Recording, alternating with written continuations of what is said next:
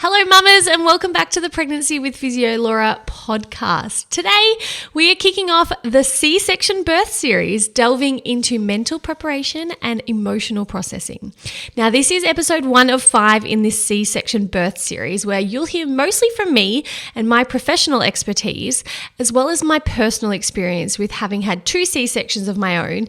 And we'll also hear from a number of Pregnancy Posse members who share their own unique and personal experiences with a C-section birth.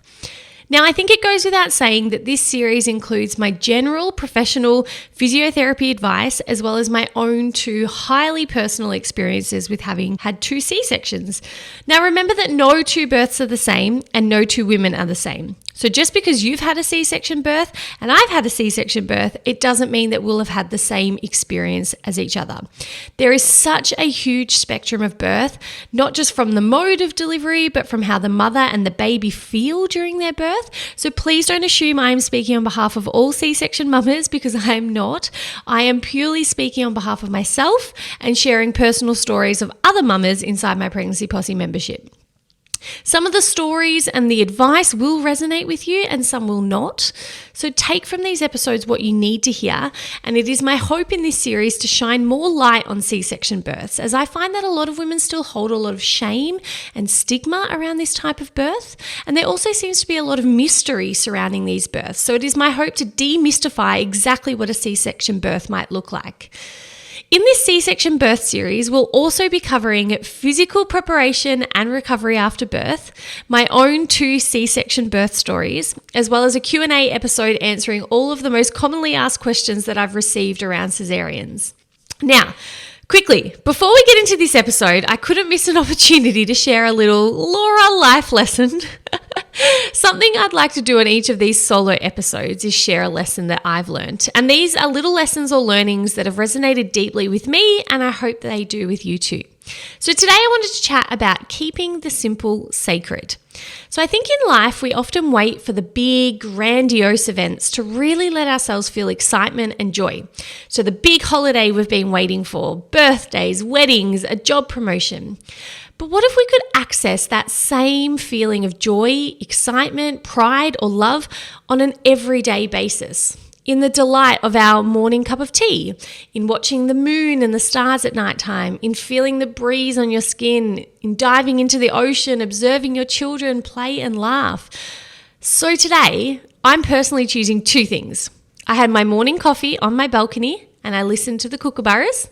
Delightful.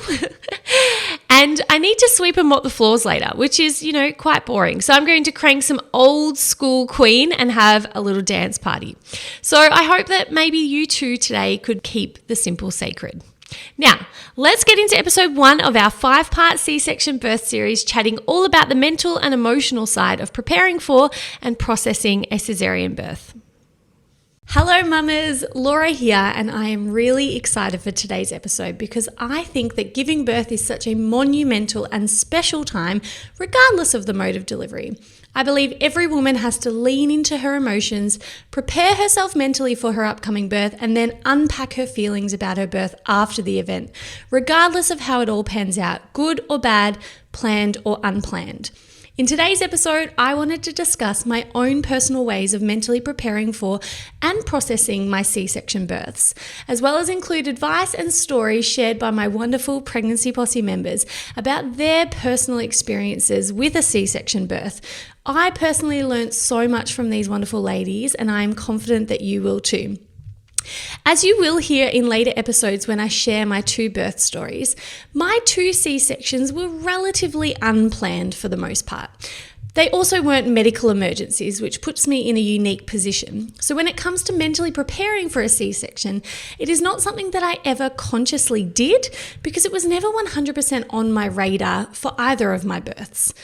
So in my first birth, I never really entertained the idea of a C-section as a possibility, and not in a naive, I don't believe that will ever happen to me sort of way. It just didn't really cross my mind, and it wasn't until the day of birth, when my induction was not working as we had all hoped, that the word C-section was even brought up. And this required some really quick processing, a lot of tears, and a birth that I had never really planned.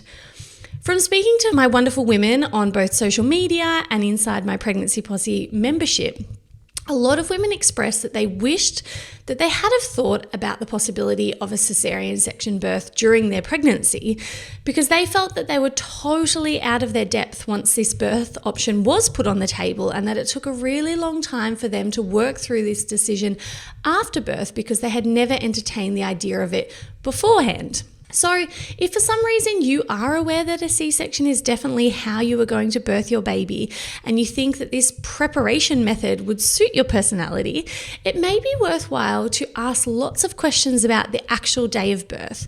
Walk yourself through your upcoming scenario and birth so there are little to no surprises. And I will discuss the exact logistics of my births from admission all the way through the discharge in an upcoming episode. So stay tuned for that if you are interested about the nitty-gritty. I think it's important to discuss your birth preferences with your doctor before the big day. So decide on what is important to you for the day of birth and for your postpartum care. So is immediate skin to skin important to you? Do you want to try the breast crawl? Do you want particular music playing during the birth? Do you want the lights dimmed and conversations to be kept quiet? Do you want delayed cord clamping? Do you want your partner and your baby to stay with you at all times, provided everyone is healthy and well? Do you want to be involved in the birth? Do you want to discuss the options of a gentle C-section or a maternal assisted C-section where you can actually help to pull your baby up onto your chest? Do you want to organise help from family and friends after birth so that you don't need to worry about cooking or cleaning for a few weeks? Do you want to have a special dinner the night before birth to celebrate this monumental transitional period of time? Now, these are just some of the options that you may want to consider. Just because you are not having a vaginal birth doesn't mean that you have to surrender all of your birth preferences and choices. A C-section birth can still be wonderful and magical and in your own way to some extent. So please do make sure that you ask these questions if they feel right for you. Now, obviously, all of these options are much easier to implement if you know you have a C-section coming up and you are prepared for that. But obviously, for a lot of women, myself included, a C-section birth comes as a last-minute decision or a medical emergency. Now, in this case, I see two schools of thought from the women that I work closely with. Some women like to think of a C-section as a possible birth outcome, even if they are planning a physiological vaginal delivery. And they like to write down their birth preferences for both a vaginal delivery and a cesarean section so that if a last minute turn of events happens, they are still able to honour their wishes. And I think this is particularly helpful if it's actually written down so that you don't need to jump back into your cortical brain in the middle of labour and you know whatnot, and then ask for immediate skin to skin, delayed cord clamping, whatever it is that your preferences are while you're being rushed to theatre. So it's good to have it written down. Now, other women prefer not to even entertain this as an option in their birth preferences and instead just focus all of their time and their energy towards having a natural and physiological birth. Now, I think it's important to think about what suits you and your personality and your comfort most. As always, you do you. I personally didn't spend a lot of time considering a cesarean section as an option, and I still felt like I processed it fairly well after birth. So let's move on to some strategies to help you stay positive, calm, and grounded during the actual surgery. For both of my cesarean section births, I was an absolute emotional wreck in the minutes before surgery. And even though one of them I kind of could see coming, which you'll hear about in my birth story episode coming up in this series, I still had a huge purge of emotions while sitting in the room outside of surgery. I can't pinpoint exactly what the feelings were, but I think it was a combination of the overwhelm that I was about to meet my little baby in just 10 minutes time, combined with grief over how medicalized and sterile this birth would be and not exactly what I had imagined, combined with the confusion of whether or not I made the right decision, as both times I felt like it was a fairly quick decision that I needed to make. And either way, I was a hot, blubbering mess prior to and during both of my surgical births. And you know how some women have these lovely, beautiful photos of their babies on their chests in theatre? Well, I certainly love and cherish my birth photos, but it's fair to say that my face is always bright red and super swollen from all of the crying and the tears that I had prior. Now, what I found helped me stay calm and present during my births was deep breathing, reminding myself I was going to meet and hold my baby very shortly, Having my husband by my side to comfort me and talk to me, and having a super calm and kind anaesthetist next to my ear, reassuring me about the process and exactly what was happening at each stage of the birth. Now, if I were to go back and redo these births, a few things I would change. I would ask for music in the theatre to help make the room feel less sterile, immediate skin to skin with my baby, and a maternal assisted C-section so that I could pull my own baby up onto my chest. Now, I know this seems super gross and weird for some women, but I love blood, guts, surgery, all of that does not freak me out. So the idea of being able to pull my baby onto my chest sounds really magical and really empowering to me. Now let's chat about the post-birth processing. So like I said earlier, I think this is not exclusive to cesarean section births, but for all mamas. To lean into the emotions you have surrounding your birth, whether good or bad, and really let yourself feel them. Decide whether you think you need to talk to someone about it, whether it be informally with a friend or formally with a birth counsellor. I think it's really important to emotionally process your birth when you feel ready, because from my experience, whether you do or don't, those unprocessed emotions will pop up at some stage down the track. So whether it's when you fall pregnant next time or at another important life event in the future, again, though, do this when you feel ready. So day one post-op is not often going to be the right time for most women, and it is important that you establish a beautiful bond and connection with your baby. So do that first and then unpack your birth when you feel ready. My first birth was a bit of a whirlwind, last minute turn of events, so I don't really feel like I stopped to process it very much in the early days. Unfortunately, I was separated from my son after surgery for about 45 minutes, and personally this is a huge regret of mine and something I knew that I would not stand for if I had another cesarean section.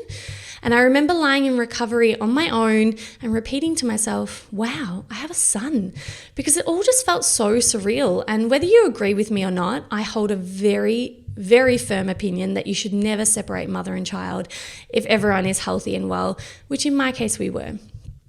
Now, breastfeeding fortunately went very well, and my physical recovery was super straightforward, which I will talk about in a future episode in this series.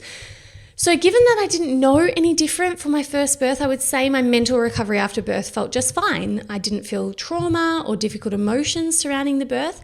I didn't feel disconnected from my son, even though we were separated. We bonded really well, I recovered really well, and we got on with our lives. But interestingly, I knew deep in my heart as soon as I had given birth to him that I would try for a Vbac next time. So even though I felt okay, I still knew that within me I wanted that physiological birth experience. And I'm not entirely sure why, but I knew I did. Processing all of this for baby number 2 was different because it started as soon as I fell pregnant. So I started researching Vbacs, I joined lots of different online Vbac support groups, and I knew I wanted to optimize my chances as much as possible. To be honest, I found the Vbac emotional rollercoaster to be quite consuming in my second pregnancy. Trying to toe this line of being comfortable and surrendering to having another cesarean section birth, but also wanting so badly to have a different birth experience and to do all the things to set myself up for this success. As you'll hear in a later episode where I do share this birth story, it was all green lights to a Vbac the entire way in my second pregnancy. So low risk pregnancy, etc., etc. But what ended up happening is I was just timed out. So I don't have vivid recollections of how I felt at the time, but I know I was disappointed that I felt my time was running out. And we ended up scheduling a planned C-section for 41 and 2. So that's 9 days over. And then lo and behold, I went into early labor the night before. So I had finally accepted that I was to have another C-section. I felt comfortable in that decision that what was meant to be was meant to be. And then a total spanner in the works when I started early labor the night before. So you can hear what unfolded in my upcoming birth story. But I do remember feeling emotionally really challenged at this last minute turn of events. Was this a sign from the universe that I needed to pursue these contractions and see where they might lead? What if I put the staffing arrangements out for my surgery the next morning, which in hindsight is ridiculous? Can I even reschedule a cesarean section? Is this actual labor? Like, there was just so much confusion, crying, and emotional release the following day and before entering into my second C-section. So I felt the mental processing afterwards was a bit of a blur, but again, I don't remember feeling large amounts of grief or trauma or anything like that. And if I'm being honest, I actually remember feeling a tiny hint of relief that at least I wouldn't have to ride this Vbac emotional roller coaster for any future babies, because I would just decide to have a planned C-section. Now, I wanted to read out a little snippet from a journal entry that I wrote on my phone the day after my second birth, which I found quite interesting down the track. So I wrote, "I'm letting myself sit in the feelings. Rather than just positive thinking or stoicizing my way out of everything, I always choose to see the positives and remind myself of perspective, i.e., how bloody lucky am I that I conceive easily, have amazing pregnancies, and really love parenting. Who cares how Bubs comes out? But I think by not acknowledging how I'm feeling and just brushing it under the carpet and replacing it with positive thinking, this just means I will be triggered in the future because I haven't dealt with it properly." So I wanted to share that with you because I felt it would resonate with a lot of other mamas, that thinking positively, which is my default, is fantastic, but allowing yourself to really feel it all is also really important. Fast forward, I'm now into my third pregnancy and surprisingly have done the majority of my emotional unpacking from my first two births now. So the plans that I initially thought I would have, the feelings I thought I would feel, all of that is really different to what I had expected.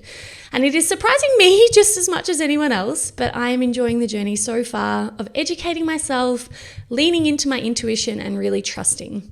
So I'm choosing a very different path for my pregnancy and birth preparation, and I'm learning so much about myself and my past experiences.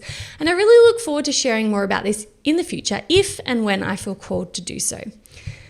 So from my experiences with 2 cesarean section births so far, my advice to other women to help them with mental preparation and recovery is: call it a C-section birth or a belly birth. Don't just call it a cesarean section or a surgery if that doesn't feel right to you, because it was a birth, not just a surgery.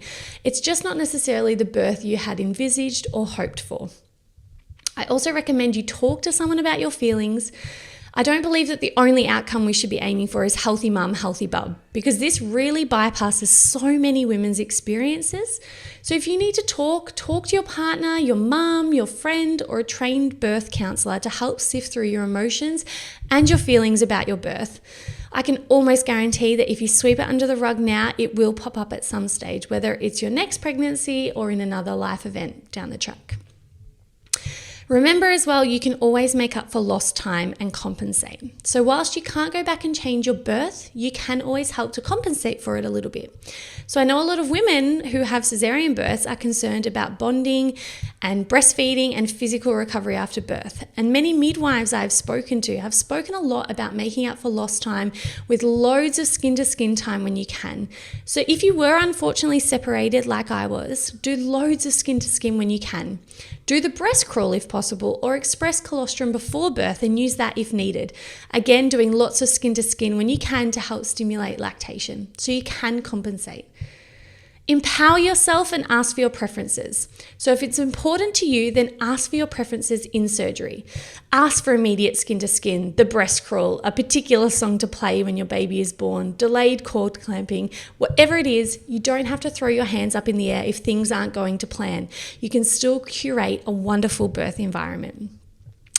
We're now going to hear some wonderful personal stories and advice from Pregnancy Posse members who shared their own experience with a cesarean section birth. Let's start with Corinna, who shares an absolutely beautiful story about how her husband helped to keep her calm during her cesarean section birth by sharing a beautiful and intimate story. I personally had tears in my eyes the whole time Corinna told me this story, and I think it's valuable because it may be something that you want to share with your partner as an option to help keep you grounded and calm during your birth, whether it be a vaginal delivery or a cesarean section.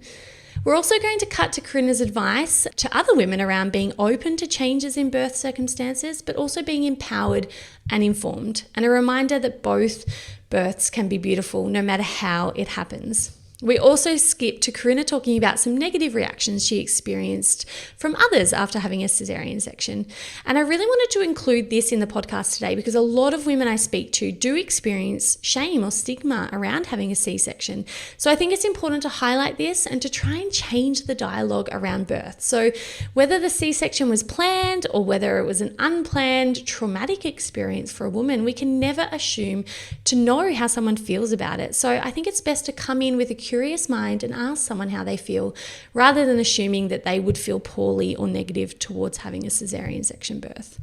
One of the things that my husband and I practiced was, what he would be saying to me throughout labour.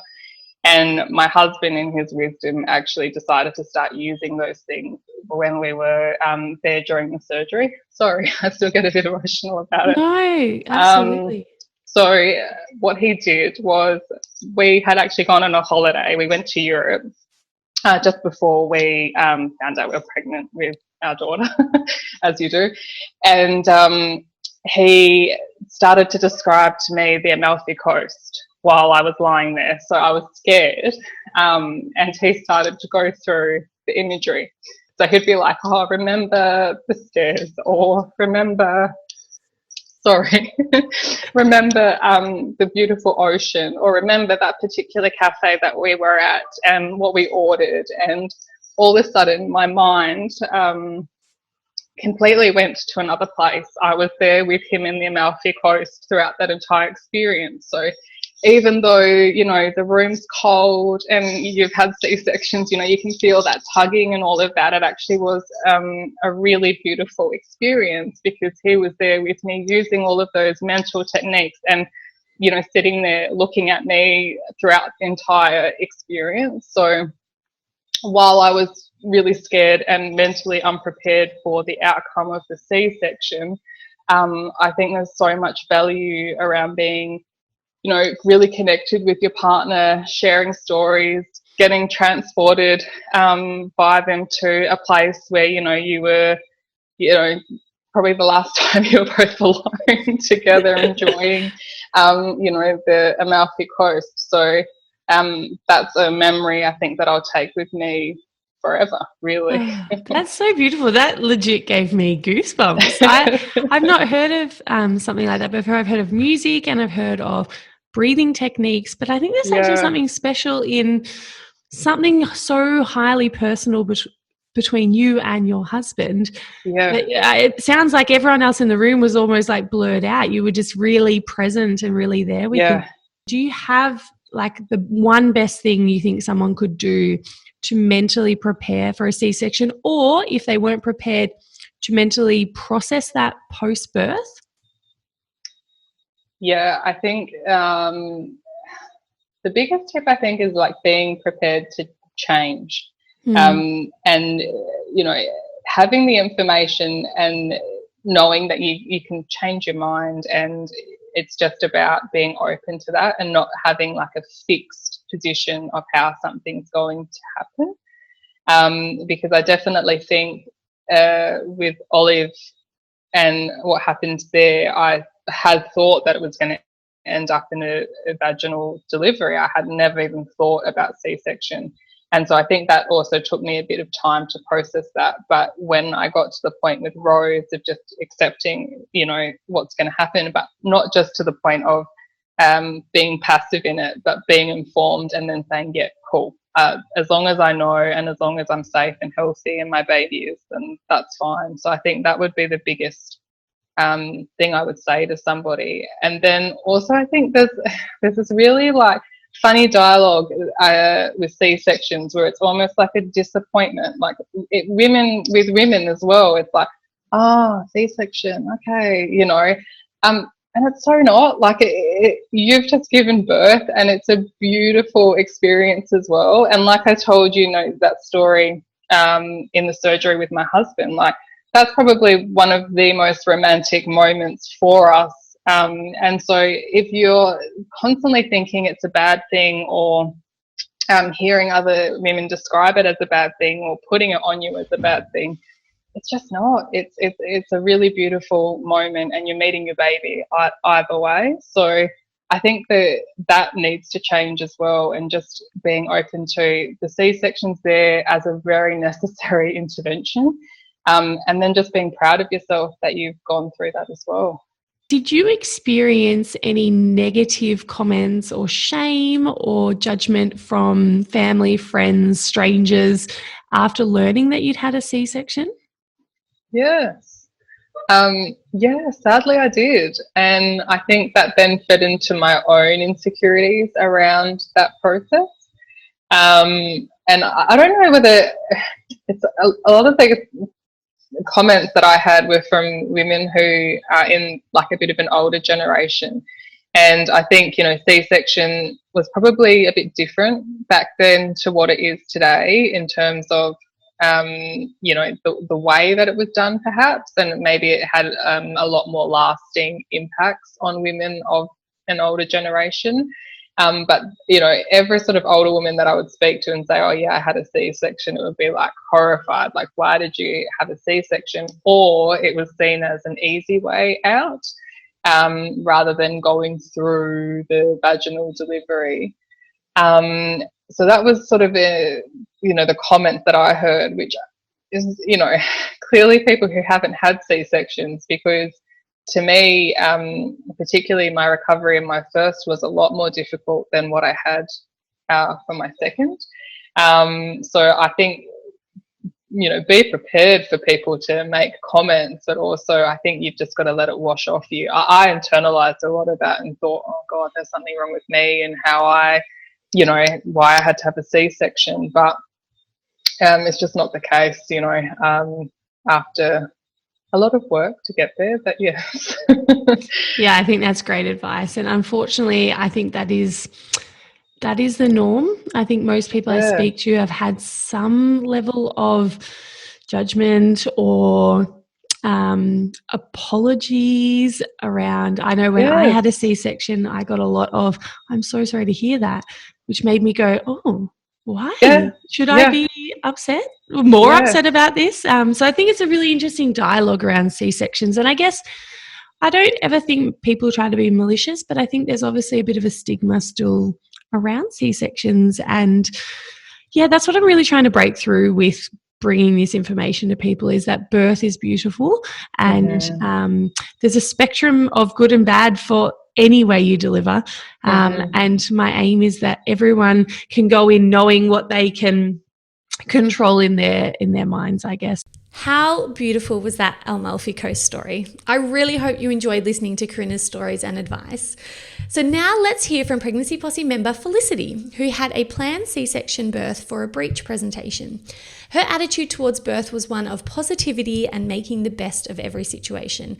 Felicity described her planned C-section as fun and calm, and as you'll hear, she talks about taking pride in her scar and how having a doula really helped her to prepare. Felicity walks us through the exact process of her day of birth, which I know a lot of women wanted to know more about, those nitty-gritty details. She also speaks about her grief and how this took longer to process than she had originally expected. Felicity was able to watch the majority of her birth and experience immediate skin-to-skin and delayed cord clamping, and she shares all of that with us too. So enjoy. I had my suitcase packed and ready to go, and that was all in the car. So we left that in the car and we went up in the lift, and you kind of check into reception. It was kind of like checking into a hotel. They went through all this paperwork, and there was a lot of paperwork. And I thought, oh, if I wasn't having a planned cesarean, like, when do you fill this paperwork out? Because I feel like I've got a clear head. And I went to a private hospital, so they went through all of the different rules and, like, if we wanted to upgrade our room. And I thought, oh my gosh, okay, we can upgrade our room. And then, we were there for about 2 hours waiting in just kind of like a reception area, and the anaesthetist came out to meet us, and we had our birth plan, and we gave a copy of our birth plan when we checked in, and then they put that in all the folders of the health professional. So that was actually really helpful, because then the health professional took out the birth plan and was like, cool, I've got your birth plan here. So the anaesthetist sat down with us, and he looked at the birth plan, and I kind of thought, is he going to think anything on there is weird, or is he going to have any comments about it? But he's like, yeah, this is all doable. This is fine. He's like, I like to play DJ. Do you want any songs? I couldn't think of a song, so I said no. And he's like, I'll just take a bunch of photos. It'll be great. Like, it was this kind of like I don't know, just like this fun experience. And I really wanted it to be fun and calm. And that's really what really came up with him. So, yeah, so met him. Then we went into a small room and I sat in a giant chair and they took my blood pressure and explained everything, like, this will happen for 5 minutes, then this will happen, then this will happen. And I felt like they went through everything in a lot of great detail. So I felt really comfortable with how all the steps would go. So I went then into the operating room, which was next to this small little room. And I'm not someone who's kind of, I guess, gets naked in front of people, but I was wearing the hospital gown and trying to, like, cover myself up. So I just sat on the operating table, and I'd watched a video beforehand, which I'd be happy to share the link with you, from the anaesthetist, which actually showed you step by step visually what it looks like. And that actually really helped me prepare, because I've never really been in a medical situation or seen medical spaces. I've never been to hospital before for anything. So that really helped kind of look at it from that visual perspective. And did they share that with you before the day? They did, yeah. Oh, that's fantastic. Yeah, I'll send you a link, and it's just like a 5-minute video. Great. And it just helped because there's a lot of people in the room, and I think they were really good at the hospital in preparing me for what it would be like. There'll be heaps of people, and it'll look quite medical, and we'll all have masks on, and that really helped, I guess, make it feel like it was really normal, because you don't know what's going to be normal in that situation. Well, I guess a lot more of us have witnessed a vaginal birth or a labour on video, whereas I don't know many people who would have seen a C-section on video before. So when you're visualising what your birth's going to look like, you have no reference point. Yeah, definitely. That's great. Yeah. And I felt quite like, I don't know, I felt a bit scared about it, because I was just not sure what to expect or what the experience would be like. And so I found that a bit scary, of like, I guess you think of all the things that could go wrong and what it could be like. And it's hard to imagine when you haven't had an experience before. So yeah, so then I sat on the operating table, and my obstetrician was amazing. She was reminding me of my calm breathing while the anaesthetist was putting in, they put in a local anaesthetic first before they put in the big needle. And that was the only pain that I had, was the first needle. It's okay to grieve the process, and that I think having those affirmations that really resonate with you make a difference. And it's there's that whole thing of like in your mind how it's going to go, and then there's like how you feel about it, and it can be hard, I think, to connect those two things sometimes. And I think it's okay to grieve that process, and just like really be with that. And I guess quite a science person. I'm an engineer. I'm very logical. I'm analytical. So I'm like, okay, understand in my mind, but there was still that grieving that I had to do, and that feeling process. And I find it hard that sometimes things take time to actually work through. So it did definitely take me a few weeks to work through. And I was a bit frustrated by that too, wanting to go, I just want it to be complete and just move on. I know it's a silly thing to worry about. I can't change it, but I think actually going through that grieving process and those affirmations, and my husband would be such a great support person to remind me, birth is a miracle no matter how it happens, and you're doing a fantastic job, your body's amazing. And having all of those reminders, particularly from somebody that's in your life every day, made a really big difference for me. But I really felt like he was with me the whole time, even though he wasn't physically there, which I don't know, it might seem a bit strange, but so they took him out, and they put him straight on my chest straight away. That's what it felt like anyway. And then they actually had a screen next to me, so that it was a camera that was on the table where the pediatrician did his, I say inspection, but examination of the baby. So I could actually see the whole thing, and Michael cut like the last bit of the umbilical cord, so I could watch him doing that. So I really felt like I was there, even though I wasn't there. And they were really good about having that skin-to-skin contact. So you were watching the recording via the camera. So the camera was pointing at Winston and Michael, and you were watching it via the exactly. camera. Yeah. Amazing. That's really unique. I haven't heard of that one before, actually.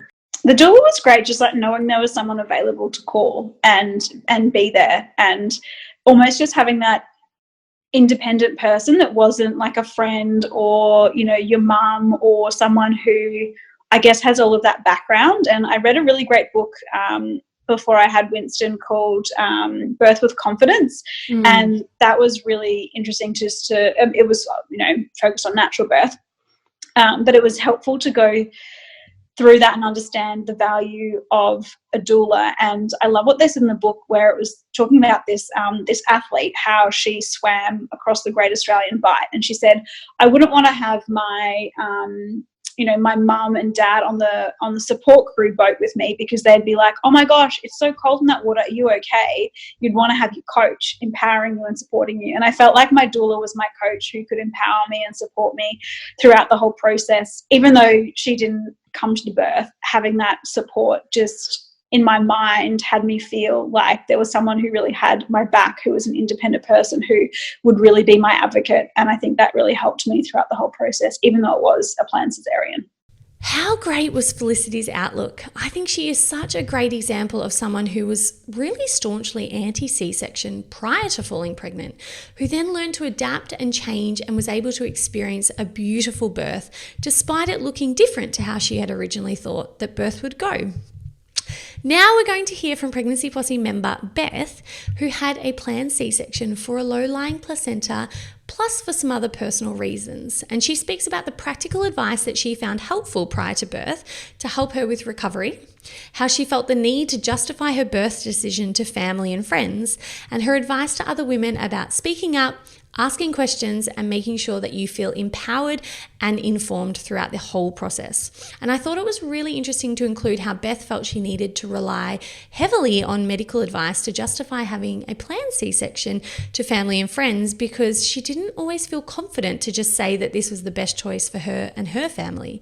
And I think it's a really great reminder that provided a woman is fully informed, we should trust and honour her decision to birth in the way that she wants to birth. So whether that be a planned C-section, a home birth, or anything in between. So enjoy this chat with Beth.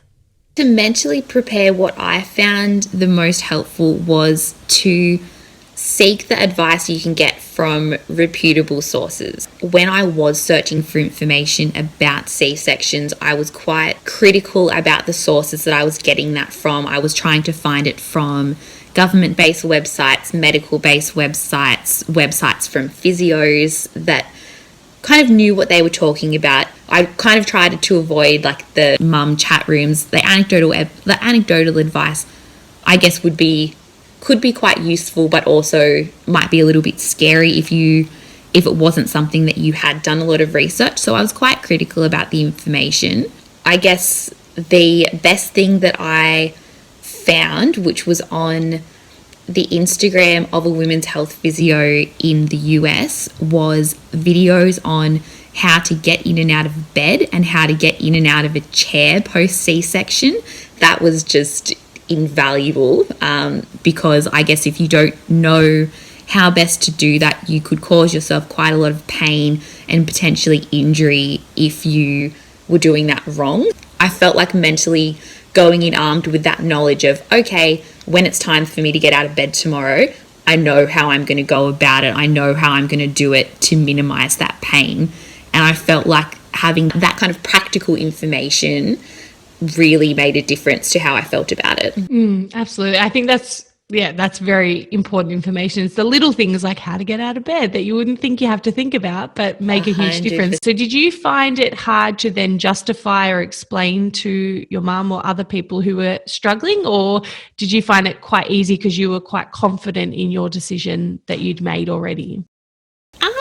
I surprised myself actually, because it was something that we had decided. I thought that I would be more confident in saying, yep, for X, Y, and Z reasons, we've made this choice. But a couple of times talking to different people when they said, oh, you're going for a natural birth, and we said, no, we're having a planned C-section, and they asked us why, I kind of leant more heavily on the placenta position argument more than I kind of needed to. And my husband actually pulled me up on it a few times and said, like, we've made this decision and we're really confident about it. We're really happy with this decision.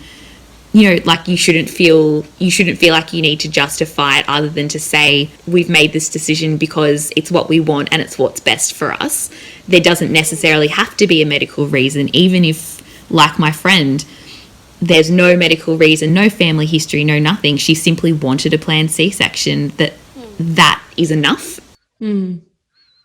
Yeah, I think that's a really interesting point. And again, I think it's really good to share that, because you're not going to be alone in feeling like you need to rely on the medical statement as opposed to the personal choice, because it is a personal choice. And at the end of the day, no one can really understand the ins and outs of it, nor do they need to, for you to be able to make the right choice for you. So that's really interesting. Particularly if you do have an obstetrician that you've chosen to trust the medical professionals and trust your medical team. Although having a C-section is something that, I mean, for me, it was totally new. I had no experience going into it.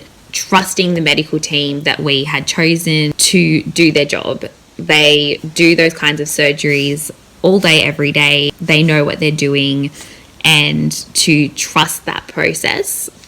In saying that, I would also say to advocate for yourself if there is something that you do want or a question that you have, even if it's in the middle of the surgery, to kind of feel empowered to ask that and to have that conversation, because 9 times out of 10 they would be more than happy to have that chat with you. Certainly the midwives, the anaesthetist, the obstetrician were all kind of chatting away to me as the surgery was happening, and I felt that any questions or even curiosities I had while the C-section was happening, there was no problem in answering those questions. Even in terms of what you expect post-birth, if having skin-to-skin time in the theatre is something that you want, being able to say that from the outset. I mean, even if for some reason your wishes can't be kind of granted or respected, that at least you have felt comfortable, you've put that out there, and the people around you know what you want and feeling comfortable to do that. And finally, let's hear from Pregnancy Posse member Lisa, who talks about how hypnobirthing meditations really helped her to manage a long labour and eventual C-section birth, plus how she is learning to not blame herself, because she has come to understand that a C-section is most definitely not a sign of weakness or her giving in. I just needed to hear from a lot of people that it wasn't my fault, I suppose, was the biggest thing for me, because I've got sisters and sisters-in-law and stuff that have had absolutely magical births that have just sort of just come out. And it's just sort of amazing. And I'm the first of my family to have had a Caesar, and it's quite I don't know if it's quite taboo, but it's a bit of a weird one, because they're like, it's the way that, some people in my family unfortunately see it is that, people give in, and that's why they have Caesars and stuff like that. So it was, it took me a lot to kind of get over that sort of mental hurdle as well, that that's not at all why people have Caesars. It's not that they just give in, and it's not the easy way out at all, because that recovery is way more intense than what I believe to have known of a vaginal delivery. And you don't put yourself through that sometimes, like especially in a non-planned way, on intentionally to go through that 6-week journey afterwards. So great advice. And I do think that's a really important point to make, that a lot of women, there's a bit of self-blame, and it's absolutely not that way. And there's a whole host of reasons why women have Caesars, and 0 of those reasons are because they give up. So exactly. And that was such a big thing. I just needed people to know that and I think that's why I didn't want any drugs and stuff. And I went on for so long with the Centosin and everything, and people like hearing about it now, they're like, oh, why were you trying to be such a hero? And I'm just like, well, I didn't want to succumb. Like I wanted to do everything I could to be able to get my baby out and by myself. And I needed to know that I'd exhausted myself to that point. Otherwise, I think I would have felt, a bit more disappointed in myself as well, which is ridiculous looking back. Yes, I think it takes hindsight to understand some of these things, though. There's a few different tracks that they get you to do, like the fear release one, that would have been beneficial again to have done in that moment, I think, leading up to the Caesar, having just found out about it, because I had two real fears going into birthing, I suppose, and that was I was so frightened of ever getting an episiotomy, and I was so scared of having to have a Caesar, and those are the two things that I kind of was just like, I just really don't want. But, you know, what will be will be. I was also not like, I wasn't that, you know, first time mum that was like, no, it's just not going to happen. I was like, I was okay if it did. And if intervention needed to take place, then that's just what happens. But I think I thought I was more ready for anything than what I actually was. And you kind of, like listening to all the hypnobirthing tracks and doing that sort of preparation work going into it, I think I didn't think enough about the what ifs, and I thought too much of which is not a bad thing, thinking positively about the whole experience and how you're going to enjoy it and all that sort of stuff. Because that was more so what I was focused on when I was doing the hypnobirthing tracks. But yeah, I don't know. It was interesting. Like, I did a private course with the hypnobirthing consultant because my partner works FIFO, so that was the easiest way for us. And it was funny that the folder that she actually gave me, you know, it was actually one for Caesars, and I was a bit like taken aback by that even at the time. I was like, oh, I think you give me the wrong one. And she gave me the other stuff, but I'm wishing now that I actually had just gone through and did all of those things, because we had the breech turn track and we had all of that. I was like, if we just had the Caesar one as well, just to listen to, just to hear. But I don't know. It's a funny one. The breathing techniques, even during the actual Caesar happening, was very beneficial. Just making sure that you're concentrating on that, and to get through the 12 hours on the Centosin without any drugs was all purely from the hypnobirthing techniques and you know, pressure points and all that sort of stuff that the partner does, and so that was all very beneficial for that things. Yeah. And to finish off, mamas, a little love note to pass Laura and any mamas that may need to hear this right now. And remember that you are the perfect mama to this little baby, and they have chosen you for a reason. You are already perfect to them. You don't need a certain type of birth to be able to step into that role as super mum to this perfect baby. Learn from this birth what you need to and carry those lessons forward with you in life, but don't beat yourself up about it. It may rob you of the joy that your newborn will bring. Hey mamas, Laura here. I really hoped you enjoyed that episode. I hope that it helped you gain some ideas to help you prepare for a C-section birth, or to help you think positively and relax during the actual surgery. Or maybe you learned something new about what birth preferences you could request, or even just gave you some food for thought about what actually matters to you the most when it comes to your birthing experience. Either way, I would love to hear from you over on my socials at PhysioLaura, and please do let me know your favorite learnings from this episode. Or if you have any questions, please feel free to share them with me too. I am always open to chatting. Now, in the next few episodes of this C-section birth series, we will be covering physical preparation and recovery after a C-section, my own personal birth stories, and a Q&A style episode where we'll cover the C-section shelf, preparing for a Vbac, the nitty-gritty details of the day of admission, and so much more. Catch you soon for episode 2 in this 5-part C-section birth series, where we'll talk about physical preparation and recovery after a C-section birth. Until then, mamas, I'm sending you wonderful pregnancy vibes, and enjoy the incredible journey that is pregnancy.